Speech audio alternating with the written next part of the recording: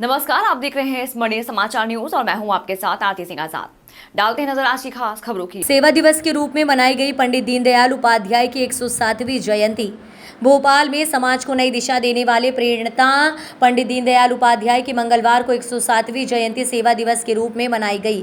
सेवी वंदना द्विवेदी ने इस अवसर पर पंडित दीनदयाल उपाध्याय के सिद्धांतों को चरितार्थ करने के लिए गरीब बस्तियों में पहुंचकर विभिन्न प्रकार के सेवा कार्य किया। इसके पूर्व समाज सेवी वंदना द्विवेदी के साथ मिलकर सभी उपस्थित जनों ने पंडित दीनदयाल उपाध्याय की प्रतिमा पर पुष्प अर्पित किए गए और उनके बताए मार्ग पर चलने का संकल्प लिया। दीनदयाल उपाध्याय जी की 107वीं जयंती के रूप में मनाया जा रहा है, उस पर क्या संदेश देना है? भारत और भाजपा की आत्मा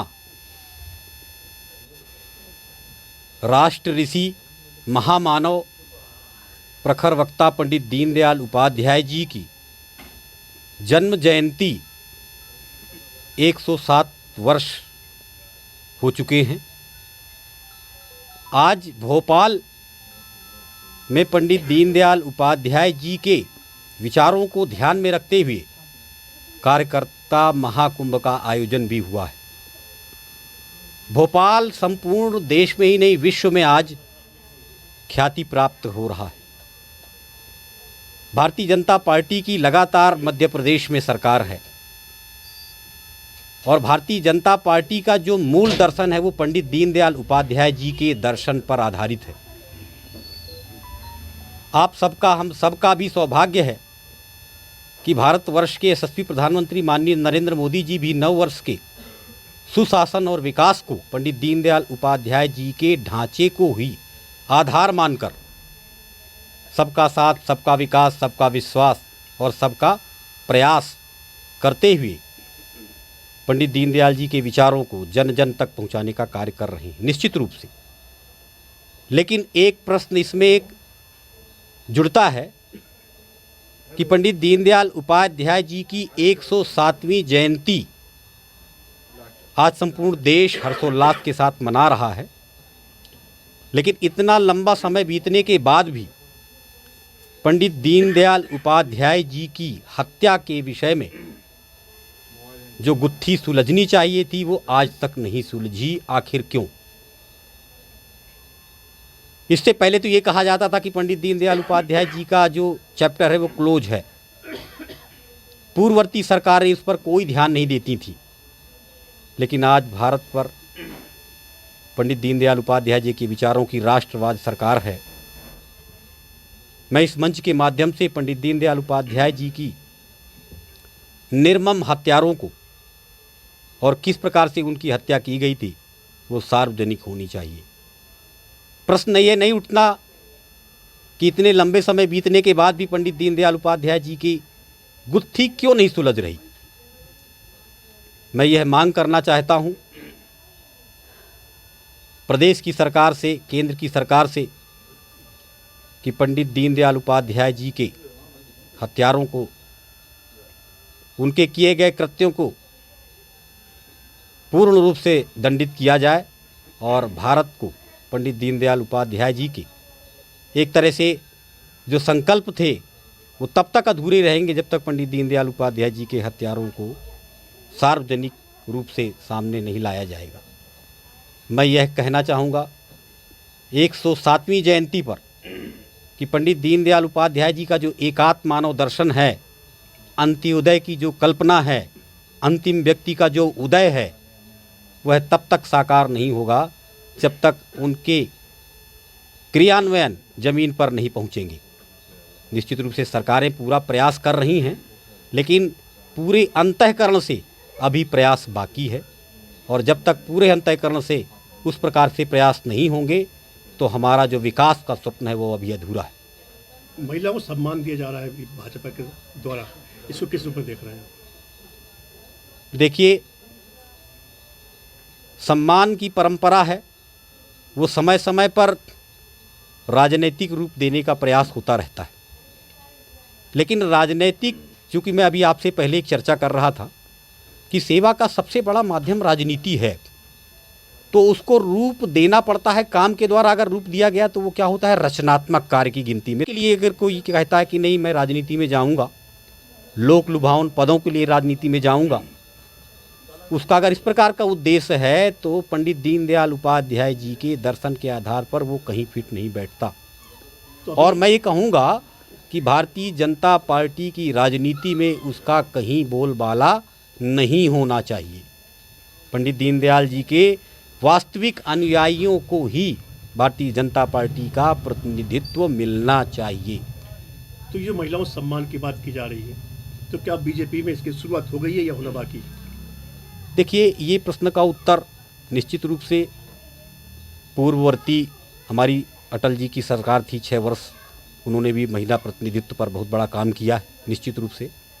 इधर नववर्षों में भी महिला प्रतिनिधित्व पर माननीय श्रद्धेय अटल नरेंद्र मोदी जी ने भी बहुत काम किया है और विगत सप्ताह में आपको देखने को भी मिला है। तो निश्चित रूप से महिला सशक्तिकरण निर्धारण बिल जो संसद पर पारित हुआ है वो महिला सशक्तिकरण के लिए निश्चित रूप से एक मील का पत्थर साबित होगा।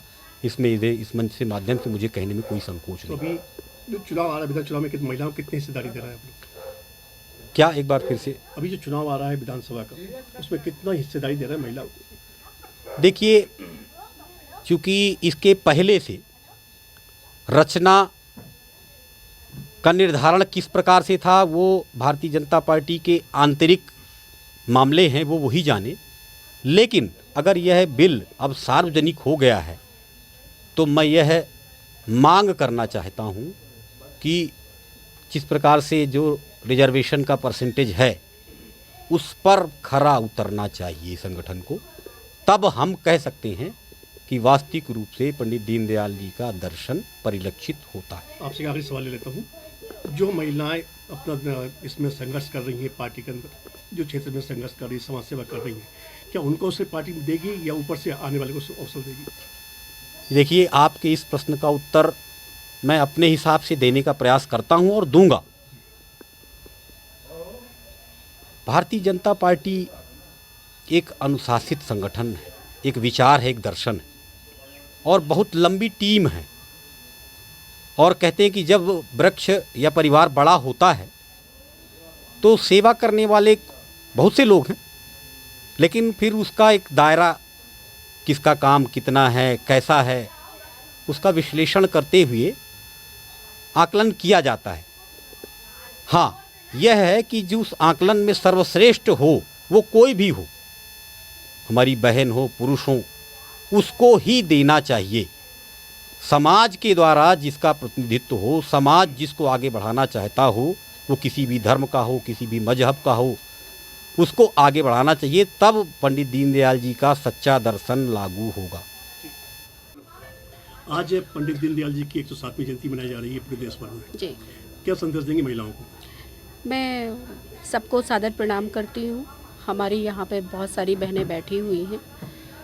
पंडित दीनदयाल उपाध्याय स्मृति मंच की प्रदेश की महामंत्री होने के नाते मैंने ये आयोजन यहाँ पे रखा था।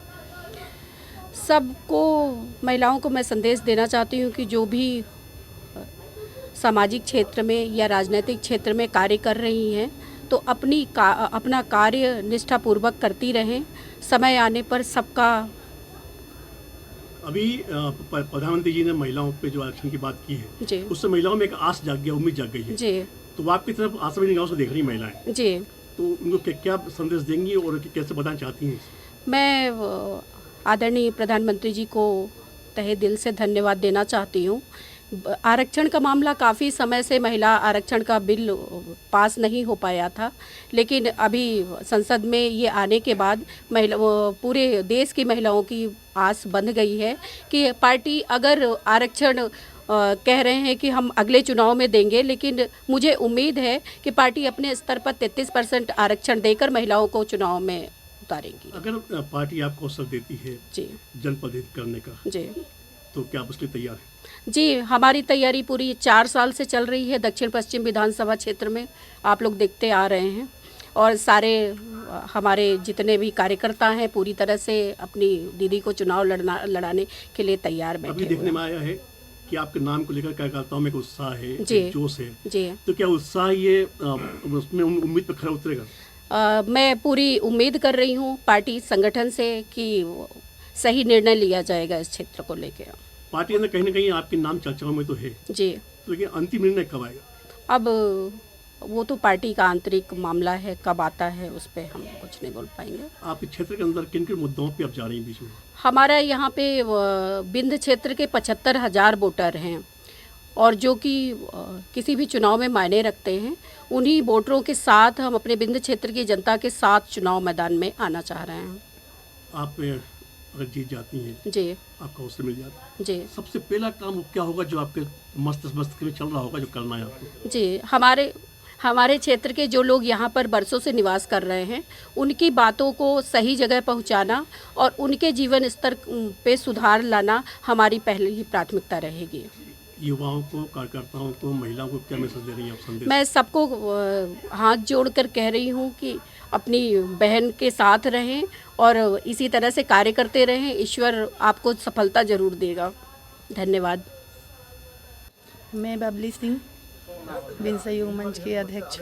अभी आपके क्षेत्र से कौन दावेदारी कर रहा है विधानसभा चुनाव के लिए? हमारी दीदी वंदना द्विवेदी, उन्हीं को हम लोग चाहते भी हैं कि वही आएँ, इसलिए कि महिलाओं के लिए कोई पहली बार खड़ा हुआ है। हम उम्मीद करते हैं कि उनको सब कोई मिलके आगे लाएंगे। तो ये वंदना द्विवेदी क्या महिलाओं की आवाज़ है? हाँ, महिलाओं की आवाज़ है। पूरा चाहते हैं महिलाओं के लिए वो सब कुछ करने के लिए। आज बिन कोई पार्टी के काम बिन वो सब काम कर रही हैं हम लोगों के लिए, तो आगे हमको उम्मीद है कि वो पूरा हम लोगों को आगे करेंगी। मतलब पार्टी से आप क्या क्या कहना चाहेंगे आप?